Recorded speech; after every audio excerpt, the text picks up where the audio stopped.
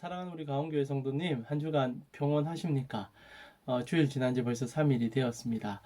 비록 얼굴을 대면해서 강의를 듣지 못하지만 이렇게 영상으로 여러분과 계속적으로 교제할 수 있어서 참으로 고맙고 감사할 뿐입니다. 속히 빨리 회복되어서 저희 수요 이 강의도 얼굴을 대면하여 함께 고민해보고 기도하며 시간들을 가지고 싶습니다. 오늘은 37번째 강의고요. 이제부터 회복에 대한 얘기들을 하게 될 것입니다. 요한계시록 강의가 이제 얼마 남지 않았습니다. 조금만 힘내주시고 열심히 동참해 주시면서 주님의 말씀 가운데로 나아갈 수 있기를 기도해 봅니다. 오늘은 할렐루야! 라는 제목을 가지고 요한계시록 19장 1절에서 10절 말씀 같이 한번 보도록 하겠습니다. 제가 읽어드리겠습니다. 이일 후에 내가 들으니 하늘에 허다한 무리에 큰 음성 같은 것이 있어 이르되 할렐루야 구원과 영광과 능력이 우리 하나님께 있도다. 그의 심판은 참되고 의로운지라 음행으로 땅을 더럽게 한 큰 음녀를 심판하사 자기 종들의 피를 그 음녀의 손에 갚으셨도다 하고 두 번째로 할렐루야 하니 그 연기가 세세토록 올라가더라. 또 24장로와 내 생물이 엎드려 보좌에 앉으신 하나님께 경배하여 이르되 아멘 할렐루야 하니 보좌에서 음성이 나서 이르시되 하나님의 종들 곧 그를 경외하는 너희들아 작은 자나 큰 자나 다 우리 하나님께 찬송하리라 하더라. 또 내가 들으니 허다한 무리의 음성과도 같고 많은 물소리와 같고 큰 우레소리와도 같은 소리로 이르되 할렐루야 주 우리 하나님 곧 전능하신 이가 통치하시도다. 우리가 즐거워하고 크게 기뻐하며 그에게 영광을 돌리세. 어린 양의 혼인 기약이 이르렀고 그의 아내가 자신을 준비하였으므로 그에게 빛나는 깨끗한 세마포 옷을 입도록 허락하셨으니 이 세마포 옷은 성도들의 옳은 행실이로다 하더라. 천사가 내게 말하기를 기록하라. 어린 양의 혼인 잔치에 청함을 받은 자들은 복이 있도다 하고 또 내게 말하되 이것은 하나님의 참되신 말씀이라 하기로 내가 그 발 앞에 엎드려 경배하려 하니 그가 나에게 말하기를 나는 너와 및 예수의 정언을 받은 내 형제들과 같이 된 종이니 삼가 그리하지 말고 오직 하나님께 경배하라. 예수의 정언은 예언의 영이라 하더라. 아멘. 오늘 할렐루야 라는 제목으로 말씀 같이 한번 보도록 하겠습니다. 여러분 할렐루야 라는 뜻을 알고 계시죠? 할렐루야 앞에 좀 나와 있는데요. 히브리어로서 합성어죠. 찬양하다라는 뜻인 힐렐과 그리고 이 명령형인 힐레루를 야훼 우리 여호와를 합쳐가지고 이 야훼 이제 하나님을 찬양한다는 의미로 할렐루야 이렇게 부릅니다. 이게 이제 시편에만 나오거든요. 140편에서 150편까지 할렐루야 시편에 이 내용들이 좀 등장을 합니다. 실제로 할렐루야라는 단어는 구약에 이렇게 사용되는 언어였는데 신약으로 넘어오면서 이 할렐루야라는 말이 나오질 않아요. 근데 여러분과 제가 보고 있는 이 요한계시록 특히 이제 이 19장에 할렐루야가 처음으로 나오고 그리고 4번에 걸쳐서 나옵니다. 구약의 이제 시편에서 하나님을 찬양했던 그 내용을 이 신약 성경 요한계시록에 와서 또다시 한번 사용하고 있죠. 그래서 신약 성경에서는 처음이자 마지막으로 이 할렐루야를 씁니다. 그 전에 그럼 하나님을 찬양하지 않았느냐 그런 의미보다는 이 마지막 이 19장이 그만큼 가슴이 벅차는 장면이라는 거죠. 이 하나님을 찬양할 수밖에 없는 그리고 성도들이 노래 부를 수밖에 없는 그 내용이 오늘 본문이 나는 겁니다. 그래서 1절과 그리고 3절, 4절과 6절에 계속 연달아서 할렐루야, 할렐루야, 할렐루야, 할렐루야 부르게 되죠.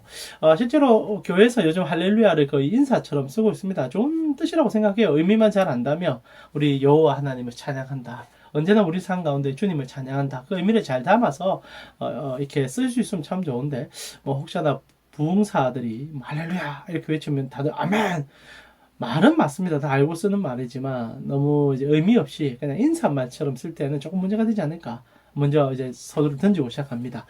오늘 우리가 함께 보고 있는 요한계시록 19장은 할렐루야로 시작해서 할렐루야로 이제 진행되는 내용이죠. 여러분 왜 하나님을 찬양할 수밖에 없었을까라고 질문하는 내용이 오늘 본문이죠. 우리가 18장에서 바벨론의 몰락을 보았고 실제로 오늘 본문만 하더라도 1절에서 5절까지는 이 바벨론 세상 왕국의 무너짐에 대한 세상의 모든 경제 체계와 그리고 세상에서 추구했던 가치가 무너지는 것을 보고 있는 상황입니다. 근데 이게 성도들에게는 할렐루야가 된다는 것이죠. 1절에 보니까 이 일 후에 내가 들으니 하늘에 허다한 무리의 큰 음성 같은 것이 있어 이르되 할렐루야 구원과 영광과 능력이 우리 하나님께 있도다. 그러니까 하나님의 그 구원하심을 노래하는 자들의 모임이 있는데 그 내용이 뭐냐면 2절에 그의 심판은 심판 때문에 노래를 부른다는 거죠. 참되고 의로운지라 음행으로 땅을 더럽게 한 음녀를 심판하사 자기 종들의 피를 그 음녀의 손에서 갚아줬다. 이것 때문에 이제 할렐루야 터져 나오는 거죠. 이제 마지막 전쟁이 눈앞에 다가와 있고, 그리고 하나님께서 진정한 승리를 성도들에게 주는 장면이기도 하지만은, 중요한 것은 성도들은 바벨론이 무너지고, 그 바벨론을 인하여 억울함을 당했던 주의 백성들이 이제 신혼됨이 기뻐서 노래 부를 수밖에 없다는 거죠. 여러분, 근데 이걸 정말 주의 깊게 봐야 될 필요가 있습니다. 왜냐하면 단순히 승리다라고 할렐루야 불렀다라고 생각하면 우리에게 부담감이 없을 것 같아요. 그러나 실제로 그렇지 않습니다. 지금 바벨론이 무너졌기 때문에 그 무너짐 때문에 성도들이 회복되어지고 신원되어진다는 얘기가 실제로 우리가 살아가는 삶에 이게 성도의 가치를 보여주는 할렐루야가 되기 때문이죠. 한 분을 소개하고 싶습니다. 하박국 선지자입니다. 여러분, 하박국 선지자가 대표적으로 너무 잘 아는 찬양이 하나 있지요. 우리 주일학교 때부터 불렀던 무화과 나무 잎이 마르고 포도 열매가 없으며 감람나무 열매 그치고 논밭에 식물이 없어도 뭐 나는 여호와로 뭐 즐거워하리 뭐 이런 찬양이 있습니다. 여러분과 한번 이 내용도 나눈 적이 있지만 하박국서의 내용이 오늘 우리가 왜 찬양해야 되는지에 대한 내용과 같습니다. 하박국은 이스라엘 이제 왕정 시대 말기쯤에 하나님께서 참 그 공의를 드러내지 못하는 것에 대한 불만을 가진 선지자였었죠. 세상을 바라보니까 뭐 오늘날도 동일합니다. 거짓을 행하고 그리고 악을 행하는 자들이 너무 잘 되는 거죠. 실제로 성도의 입장에서 하나님의 공의가 세상에 실현되기를 바라지만 실제로 그렇지 않지 않습니까? 바벨론으로 표현되는 세상 경제는 있는 자들에게 여유롭고 없는 자들에게는 간혹합니다. 정말 잔혹합니다.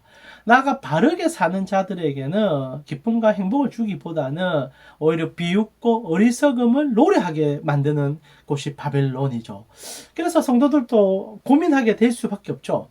이런 정직하고 그리고 주님의 얼굴을 바라보기에 부끄럽지 않은 신앙생활과 그리고 여러분의 삶의 생활을 한다는 것은 사실 세상에서 전쟁과도 같지 않습니까?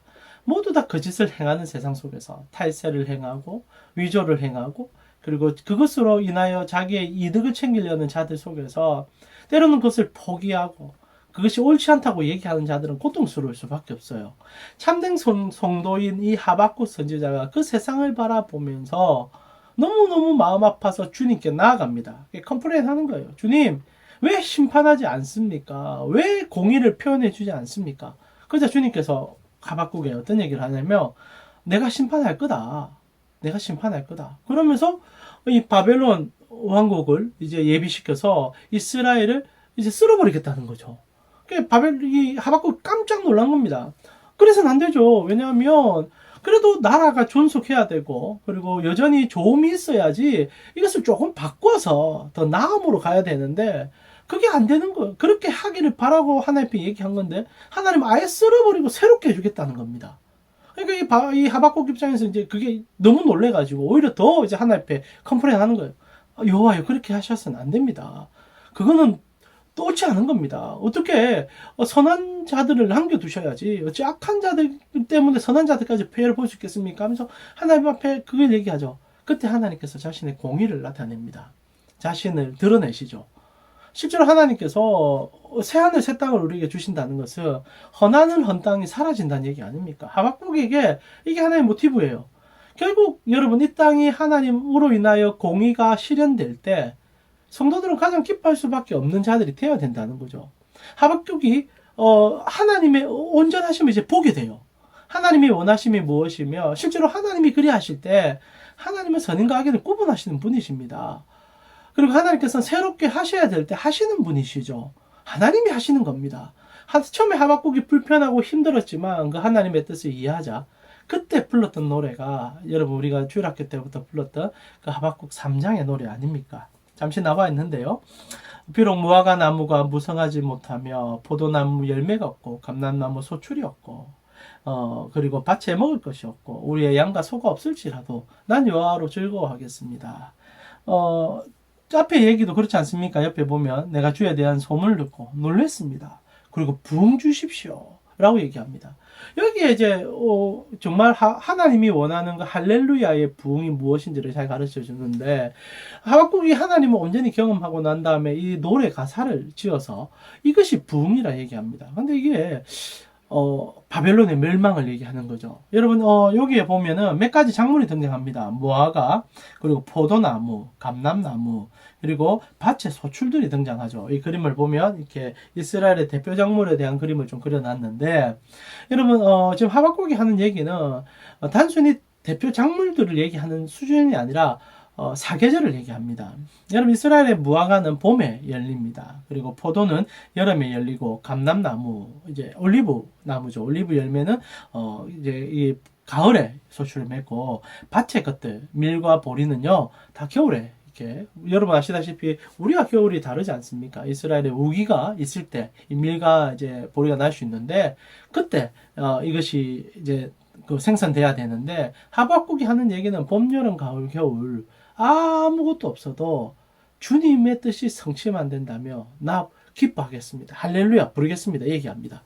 그리고 하박국이 정말 무서운 얘기를 하나 하는데, 어떤 얘기합니까? 우리의 양이 없어지고 외양간 소가 없어져도 나는 여호와로 할렐루야 하겠습니다. 얘기합니다. 봄, 여름, 가을, 겨울 소출이 사라지고, 거기다가 사시사철 어떻게 하든 뭐 젖과 꿀이 흐르는 땅에서 농사가 아니면 목축을 할 수 있을 것인데, 이 목축을 할 수 있는 것까지도 소멸될지라도 참된 주님의 공의가 드러날 수만 있다며 나는 여호와로 춤을 추겠습니다 라는 얘기를 하박국이 한다는 거죠. 오늘 그 얘기입니다.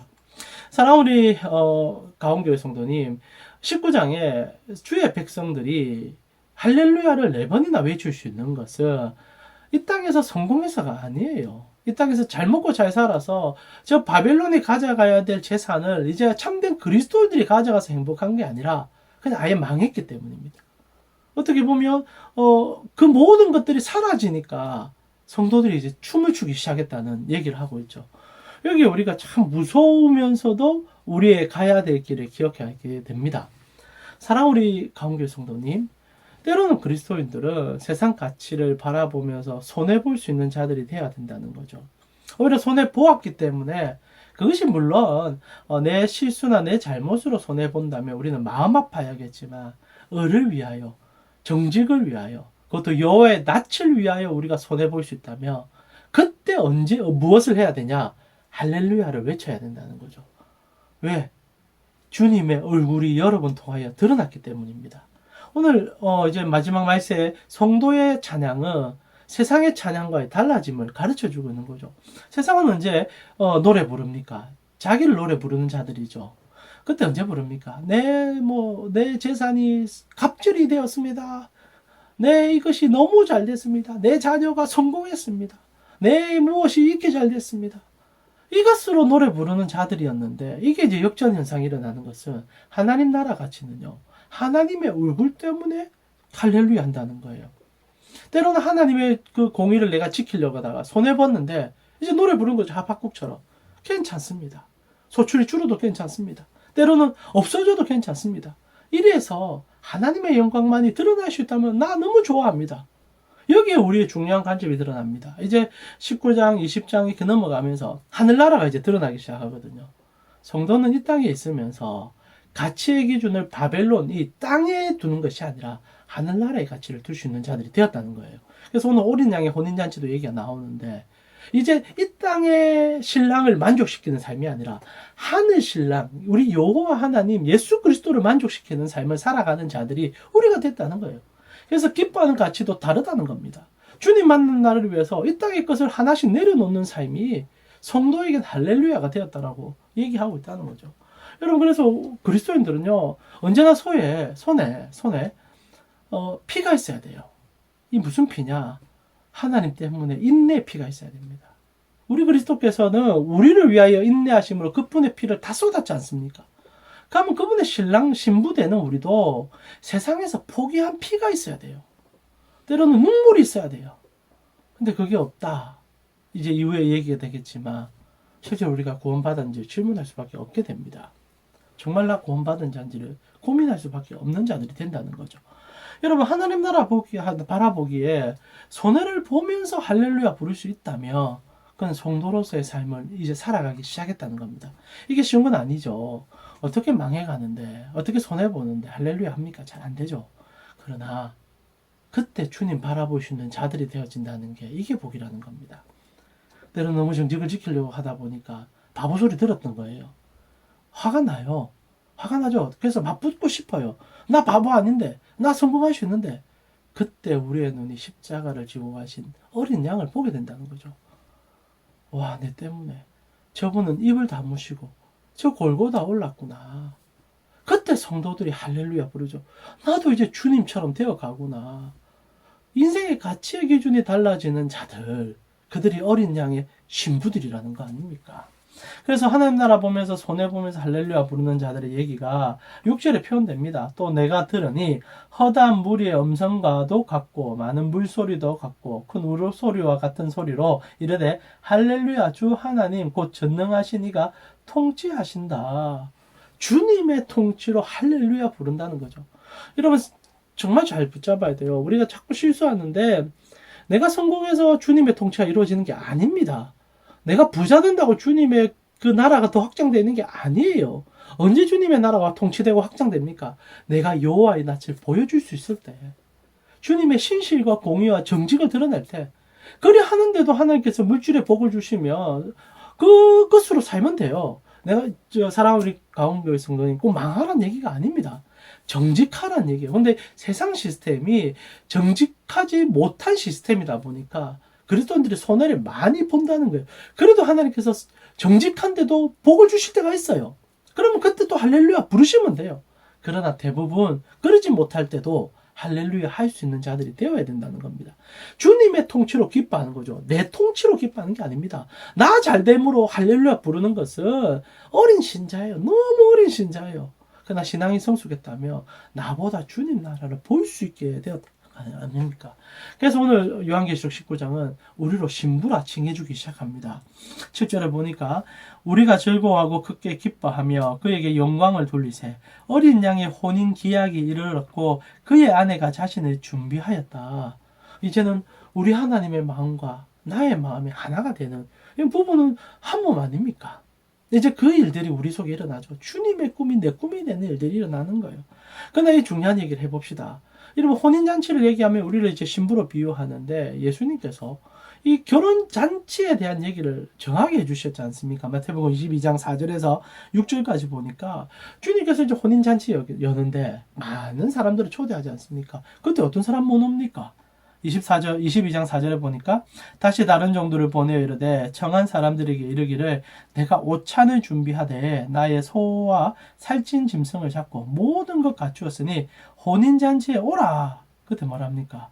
그들이 돌아보지도 않고 한 사람은 자기 밭으로 한 사람은 자기 사업하러 그리고 남은 자들은 그 종을 모독하는 일들이 생겼다. 이렇게 얘기합니다. 이게 주님의 선택받았다라고 부르는 자들 안에 일어난 일을 기억하십시오. 주님이 초청한 거예요. 근데 그들이 뭐라고 합니까? 나 밥 갈아야 돼. 여러분 어떤 사람은요. 나 저 일해야 돼. 나는 이게 더 중요해. 누가 보기에는 뭐 또 다른 잔치를 또 가기 위해서 왕의 잔치에 가지 않는다는 얘기도 나옵니다. 이게 할렐루야를 부르지 못하는 자들의 삶이라는 거지요. 사랑하는 우리 가운교회 성도님, 여러분은 여러분의 삶에 정말 할렐루야 하고 계십니까? 여호와를 찬양하십니까? 그래 해야 돼요. 그게 하나님의 백성입니다. 언제나 나 중심으로 나의 노래만 부르는 자들은요. 하나님 나라에 설 자리가 없어요. 결국 여러분 잔치가 준비되었습니다. 이제 우리가 신부로서 주님께 갑니다. 그랬을 때 여러분이 신부됨을 언제 확인할 수 있습니까? 세마포 옷을 입고 있음을 알 때. 여러분 그래서 8절부터 9절에 보니까 그에게 빛나고 깨끗한 세마포 옷을 입도록 허락하셨으니 여러분 우리가 세상에 나의 자랑의 옷을 입고 난 세상에서 실패하고 싶지 않아. 나 세상에서 내가 뭔가 하고, 이게 다 바벨론 아닙니까? 땅의 정욕이죠. 근데 우리는 주님이 허락한 세마포 옷을, 이 세마포 옷은 제사장 입는 옷들이거든요. 하얀 세마포 옷 아닙니까? 근데 우리는 하얘질 수 없는데, 우리가 하얀 옷을 입을 수 있는 게 무엇 때문입니까? 우리 신랑 대신 예수 그리스도께서 당신의 온몸의 피의 값으로 우리의 그 더러운 옷을 빨아주시고, 그리고 의의 옷을 새로 입혀주심을 통하여 우리로 죄 없다 칭해 주신 그 의의 사건, 은혜의 사건, 그것을 입은 자들이라는 거죠. 그것이 성도입니다. 내가 잘한 게 아니에요. 내가 성도된 게 아니에요. 우리 주님이 당신의 핏값으로 옷을 깨끗하게 팔아서 완전히 하얀 세마포 그 거룩의 옷을 우리에게 입혀주셨던 거예요. 그 옷을 입은 자들은 성도가 된 겁니다. 이제부터 근데 더 중요한 얘기 해보자는 거죠. 뭐라고 얘기합니까? 이 허락하셨으니 이 세마포 옷은 성도의 옳은 행실이라. 여러분 여기서 핵심을 잡아야 되는 게 성도가 착하게 행하면 옷이 깨끗해지냐 이 얘기가 아닙니다. 먼저 세마포 옷을 입혀주셨죠. 보면 보세요. 입도록 허락하셨어요. 입었어요. 근데 표현을 뭐라고 합니까? 성도의 옳은 행실들이다. 여러분 여러분이 잘해서 내가 잘해서 이 옷이 깨끗해진 게 아니라 먼저 주님이 깨끗하게 만들어줘서 입혀주니 그 옷에 맞게 살아간 자들을 호칭하는 겁니다. 땅의 것에 대한 욕망을 버리고 하나님 나라의 가치로 살아가는 자들, 그렇게 될 수밖에 없는 영광, 그 얘기를 해주고 있는 거지요. 사랑하는 우리 가운데 성도님, 세마포 옷을 입었지 않습니까? 여러분 예수의 핏값으로 구원 받았잖아요. 그럼 돌아보세요. 여러분 진짜 그 옷에 맞는 삶을 살고 계십니까? 계속 그 옷을 벗으려고 하진 않는가요? 그리고 옛날에 내 벗어둔 그 옷, 옛날에 나를 화려하게 치장해줬던 세마포 옷은요, 내가 자랑할 수 있는 끈덕지가 별로 없어요. 오직 주님이 볼 때 깨끗함이에요. 근데 옛날에 그 장신구 달려있고 화려하고 그 휘황찬란하면 남에게 비교하면서 좋아하시는 그 옷 다시 끄집어 입으려는 거죠. 근데 그 옷 입으면 누가 마태복음 22장 뭐라 합니까? 못 가요. 천국 자체에는 이 예복 입지 않는 사람 못 갑니다. 예수의 핏값을 의지하지 않는 자는 못 가요. 근데 성도들이 이 옷을 찢으려고 한다는 거죠. 오늘 그 얘기를 하는 겁니다. 그래서 우리는 이 옷에 걸맞는 삶을 살아가라 이 얘기죠. 내가 이렇게 산다고 구원받는 건 아니지만 그 옷을 받은 자들은요 살 수밖에 없어요. 골고다를 바라보고 예수 십자가 바라보며 내 안에 있는 큰 욕망들이 쪼그라들어야죠. 조금씩 바뀌어야죠. 정직해져야죠. 그래야 주님 보기에 부끄럽지가 않을 뿐 아니라 나에게 받은 은혜가 감사해지는 거죠. 그래서 우리는 성도로서 그 핏값의 옷을 입고 오늘도 살아가는 자들입니다.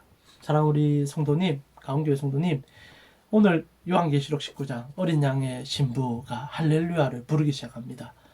여러분 이 땅에서의 성공으로 할렐루야를 부른 것이 아니라 주님이 나에게 흰옷을 입혀줌으로 그 세마포 옷이 너무 감사해서 불렀던 노래가 여러분의 일상의 삶에서 터져 나왔으면 좋겠어요.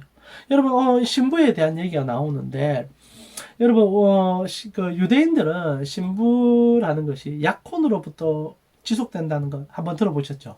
여러분 우리 구주 예수 그리스도의 어머니 되시는 마리아 같은 경우에도 요셉과 약혼을 했지 않습니까? 근데 벌써 정식 혼인으로 인정이 되고 있거든요.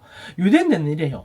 그래서 1년간의 이게 약혼 기간이 끝나고 그리고 이제 진짜로 삶을 살게 되는데 근데 이 1년간의 약혼 기간도 실제로 정혼한 거와 같은 효력이 있습니다. 이게 지금 지상을 살아가는 우리의 삶이죠. 우리는 벌써 어린 양의 신부예요. 약혼식은 끝났습니다. 그의 피옷을 우리가 입는 순간 우리의 모든 언약은 끝났어요. 그래서 여러분은 하나님의 공의로, 하나님의 의로 하나님의 나라에 가는 자들이 된 겁니다. 그러나 우리가 1년 동안 그분을 기다리고 여러분의 삶이죠. 지상에 주어진 삶을 살아갈 때, 이 약혼식의 삶을 살아갈 때 주님의 몸된 교회 안에서 주님의 옷에 걸맞는 삶을 살다가 이제 우리의 생이 끝나고 아니면 지구의 마지막 날이 왔을 때 우리 주님 손 꼭 붙잡고 거룩한 혼례잔치를 연다는 거 아닙니까? 그 가슴 벅참이 있었으면 좋겠어요. 맨날 여러분 정말 등을 준비하는 그 열처녀처럼 하나님 앞에 부름받았다 착각하다가 나중에 없는 거예요. 그래 되면 안 되죠. 여러분 의의 옷을 입었다며 살면서 예수가 생각나실 겁니다. 오늘도 주님이 문득문득 생각날 수도 있겠지만 그것이 계속적으로 여러분 삶을 덮어갈 때 신부가 이 약혼 1년 기간 동안 진짜 신랑을 사랑하는 자로 바뀌어 간다는 거죠. 실혼 관계입니다. 그러나 또한 준비되는 과정 아닙니까? 이런 시간들이 여러분에게 가슴 벅찬 시간들이 되어지기를 정말 기도합니다. 사랑하는 우리 강교회 성도님, 여러분은 여호와의 예수 그리스도의 신부입니다. 그에 걸맞는 공주가요, 땅에 주어진 거 안 주워 먹습니다. 좀 삶이 조금 공고해 보여도 준비된 자로서의 살아갈 거예요. 이제 우리 하나님과 다스리는 자가 될 건데, 그 가슴 뚫림이 여러분 속에 있기를 오늘 하루도 기도합니다. 사랑하는 우리 강교회 성도님, 주님의 뜻 가운데 할렐루야를 노래하는 자들 될 수 있기를 기도합니다.